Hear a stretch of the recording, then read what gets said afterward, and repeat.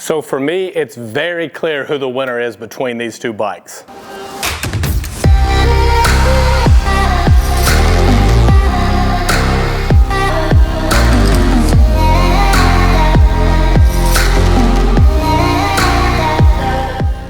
What's going on, guys? Welcome back to the channel. Got something pretty special for you today. We're gonna be comparing the 2023 Nightster to the 2023 Nightster S. Now the Nightster S is brand new for 2023, so a lot of you may not have seen that one yet. I do plan to do a full review of that bike shortly after this video goes live, so be on the lookout for that.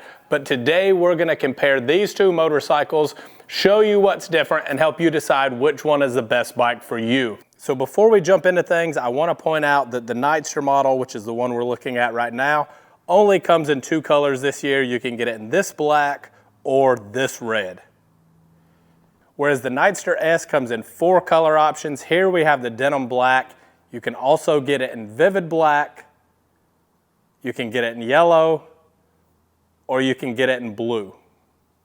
And I'll also point out price. So if you're talking starting price, which is just going to be your vivid black color option, there's a $1,500 difference. So your Nightster will be $13,500 MSRP, whereas your Nightster S will be a $15,000 MSRP. So we'll kick this comparison off with the wheels. So you'll see you have very, very different wheels, both cast wheels, no spokes or anything, although this is what you would consider a spoke design, but very different wheels on these two bikes.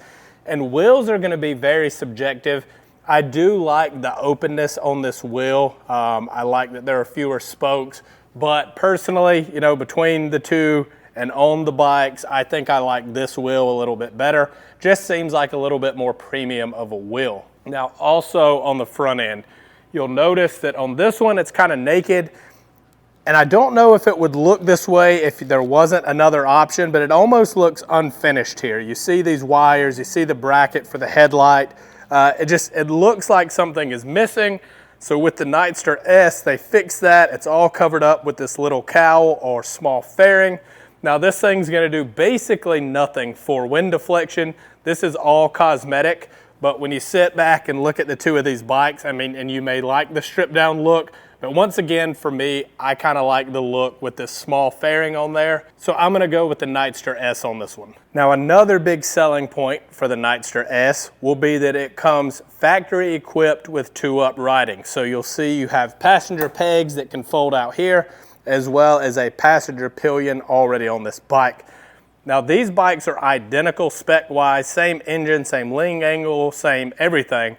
So anything that's on this bike should be able to go directly on this one, but from the factory, you're not set up for a passenger. So you're gonna have to buy those pegs and you're gonna have to buy a passenger pillion, which if you're gonna change both of those anyway, then not a huge deal because you would end up just taking this one off as well as taking these pegs off if you want something a little nicer to replace them. So you could spend a little less money and get the Nightster is another way to look at it. Now I've saved the best for last, and you may be thinking to yourself, last, this is a very short video. That's because there aren't that many differences between the two bikes. Like I said, they make the same power, exhaust is the same, you know, shocks are the same, brakes are the same.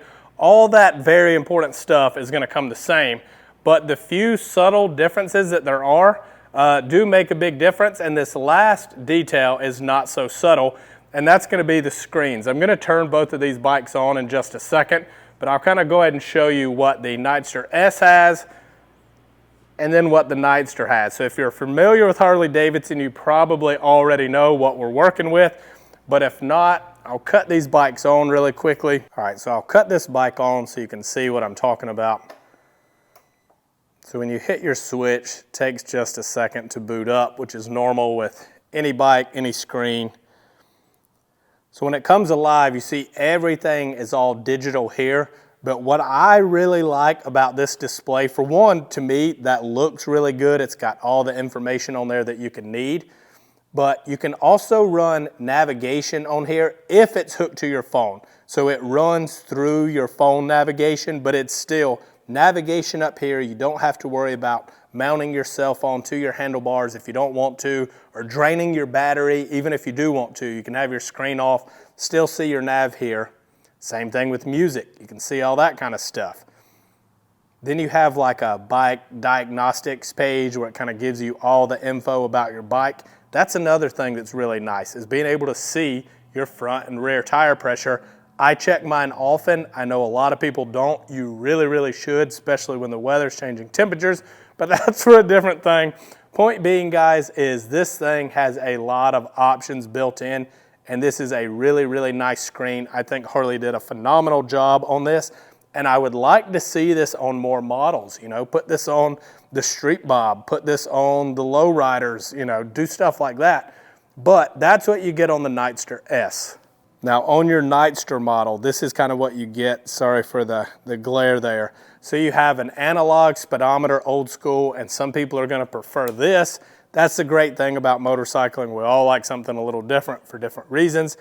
And you do have this small little digital area here that's going to tell you everything you need to know, but it's not as small, you know, or it's not as big rather. It doesn't have the GPS. It just doesn't have that same feel that the other one has. So you'll see, you know, we can kind of scroll through and it's all the same stuff that you're used to seeing on Harley screens. Just not as appealing to me, especially when you point out the little bit of money difference between these two bikes. Now, on that note, I also do want to point out the controls of this bike, which I kind of lumped in with the screens, and that's because with that screen, you need different controls, different control or switch housings, if you will. So the switches and controls on these two bikes look pretty different. And that's because controlling that screen, you kind of have this directional pad. This is like an enter button. This takes you out, this takes you to home. So you're gonna see this is a lot different. You're controlling your music, your volume up and down. Guys, this is just a much more premium setup. Another thing you may notice on here is this bike comes with cruise control. That is a very nice feature. My right hand goes to sleep pretty quick holding the throttle on longer rides. It's super nice to be able to set the cruise, shake it out, and then go back to your bar. You do not have that on the Nightster model. So, I mean, that in itself is worth a lot. So, in my opinion, there is a very clear winner here. With all the things that we pointed out that you get with the Nightster S that the standard Nightster model does not come with, and for only $1,500 more, I feel like it's a no-brainer to go with the Nightster S. Leave me a comment down below. Let me know which bike you would choose. If there's anything you want to know that I didn't cover in this video, feel free to ask. Like the video if you enjoyed it. Subscribe if you're not already, and I'll catch you guys in the next video.